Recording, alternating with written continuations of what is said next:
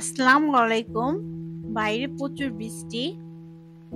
ছেলে মেয়েদের আবদারে বানিয়ে ফেললাম পেঁয়াজু বেগুনি। চলুন পুরো ভিডিওটা দেখে ফেলি। যদি ভিডিওটা ভালো লাগে লাইক কমেন্ট সাবস্ক্রাইব করবেন। আমি বেগুনির জন্য একটা ব্যাটার তৈরি করে নেব।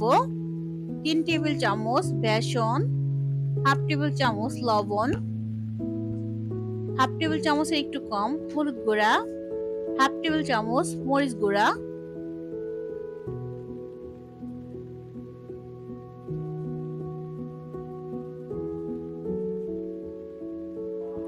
হাফ টেবিল চামচ বেকিং পাউডার, মচমচা করার জন্য কর্নফ্লাওয়ার 1 চামচ, সামান্য একটু আদা রসুনের পেস্ট, সামান্য একটু কালো জিরা,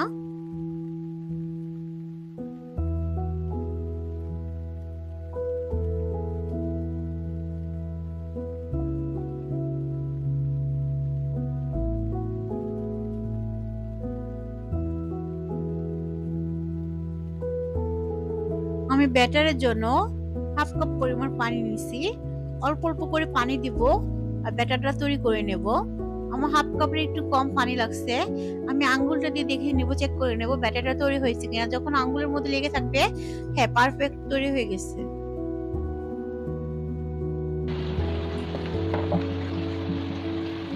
আমি পেঁয়াজুর জন্য 2 রকমের ডাল পেস্ট করে নিছি ব্লেন্ডার জারে। সামান্য একটু আদা রসুনের পেস্ট, আমার বাসার বানানো একটা মশলা গরম মশলা, হাফ টেবিল চামচের একটু কম টেস্টেল সল্ট, সামান্য একটু হলুদ গুঁড়া, মরিচ গুঁড়া,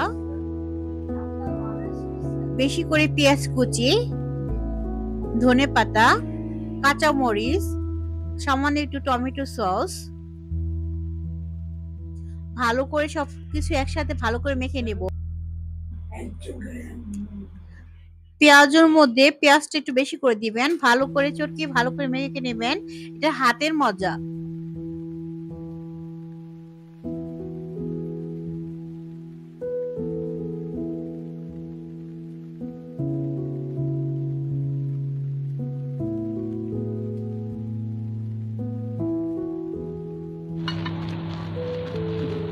একটু ভিডিওটা দেখে বুঝে নেবেন আমি পেঁয়াজের শেপটা কিভাবে দিলাম।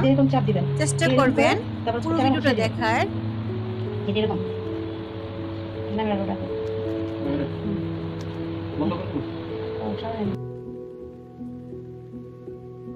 আমি বেগুনের জন্য বেগুনের আকৃতি স্লাইস করে কেটে নিছি, লবণ পানি দিয়ে ভালো করে ধুয়ে নিছি। আপনারাও চেষ্টা করবেন লবণ পানির মধ্যে ভালো করে ভিজিয়ে রেখে পানিটা ঝরিয়ে নিতে। তেলটা গরম করে একটি করে বেগুন বেসনের মধ্যে দিয়ে তেলের মধ্যে ছেড়ে দেব।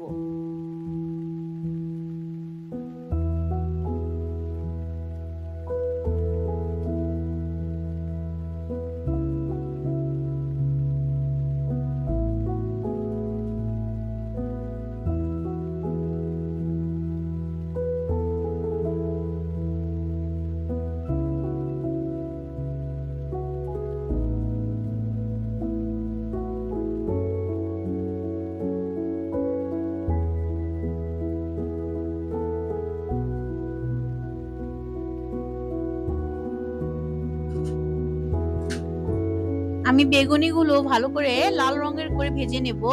এখন বেগুনিগুলো তুলে নেব। একটি করে পেঁয়াজু শেপ তৈরি করে পেঁয়াজুগুলো ছেড়ে দেব।